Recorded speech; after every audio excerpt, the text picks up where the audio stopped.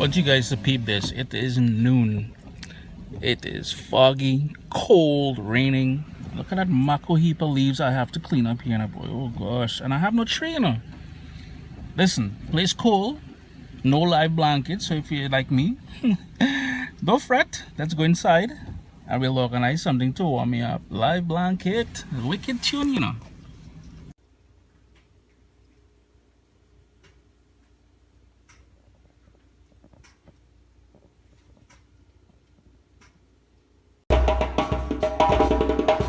Hey, what's up? So there's your boy Chris here. Good, I just spit.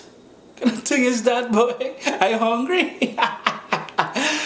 Hope you guys are enjoying the recipes. As I said, it is cold, it is rainy, it is just blah. Not nice at all. I can do with a dose of the Caribbean right now, but say what? It is what it is. Beef stew, not Caribbean, a little different than what I usually do, but you start it on the stove, we're gonna finish it in the oven, and then we're gonna watch Enjoy Yourself. Let's vibes it up. I've got a nice deep heavy pot here, something that can go in the oven. Speaking of which, preheat your oven to 350, so 35 degrees Fahrenheit, 350 degrees Fahrenheit. Olive oil and about a tablespoon of unsalted butter, and then just let that melt away for a second. And I've got just under two pounds of beef. Just get a cheap cut, and I cut them relatively big pieces because when we dive into this the stew, I want you to be able to, hey, I got a nice piece of meat there. So I'm going to probably do it in about 2 batches. Don't overcrowd the pan. Brown it on both sides, and then we're gonna fish them out. We've got that beef browning nicely in there. Probably take about 4 or 5 minutes for each batch. Second batch is all done. So I'm just gonna return the first batch to the pot, and you've got a lot of nice brown bits on the bottom there. It is now time to start building even more flavors, and I've got here 2 cloves of garlic that I just smashed.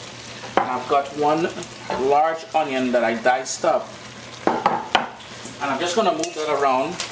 Heat still on medium, and sort of deglaze the bottom of the pot to get all that brown bits out with the onion. While that goodness is happening with that onion and garlic in there, we're going to go in with some fresh ground black pepper. I like going in with a good dose of that. I've got sea salt, and I've got some fresh thyme from my garden. I'm just going to go in with about 4 sprigs of that. And one more little thing, this is totally optional. I've got here some dried pepper flakes just to give it a little kick, and let that continue going for about 5 minutes or so. To help thicken things up later on in the stewing process, we're going to go in here, and I have 1 tablespoon of all-purpose flour, and you want to coat all the pieces of beef in that, and that's just gonna, as I said, help thicken things up later on. Let that cook for another couple minutes because you want to get that raw flour taste out.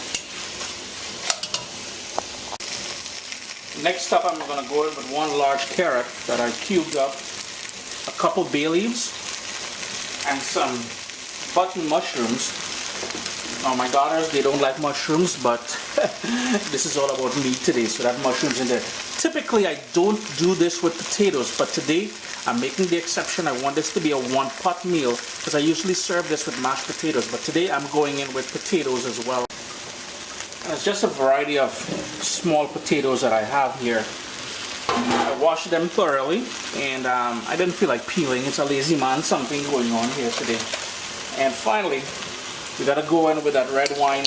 A dry red wine will be perfect, something you like drinking, because at the end of the day, you have to enjoy this, right? So in goes that wine, and it's a 750 milliliters bottle of that. This one here is a Merlot out of Australia, Little Penguin. I'm not associated with them in any way, so that is not a product endorsement. But you want to give this a stir and bring that up to a boil. Remember, your oven should be preheating 350 degrees because we're going to go in there after this comes to a boil. It's come up to a boil now. You see all that bubbles and stuff happening there. Kitchen smelling nice already. One final ingredient, a pinch of sugar. That's just going to help balance the acidity from the wine. But lid on, heat off here, and into the oven, 350 degrees for 1 hour and 30 minutes, an hour and a half. It's been about, we've got some fog happening. It's been about an hour and 25 minutes or so now. It's been bubbling away nicely. Looking good, eh? Smelling good in this place. I was gonna give it a quick stir. Remember to stir it ever so often. Now my gravy is rather thin, so what I'm gonna do is I'm gonna give it another 20 minutes or so with the lid off. So there you go, friends, that beef stew in the oven. It took in total about 2 hours, so I left it about half an hour with the lid off. I just like to finish it up with a nice hot healthy serving of parsley in there. Chris here, CaribbeanPot.com. Not necessarily a Caribbean recipe. However, it will not be posted on CaribbeanPot.com. However, it will be posted on ChrisDelaRosa.com. Winter, live blanket. Enjoy it, man.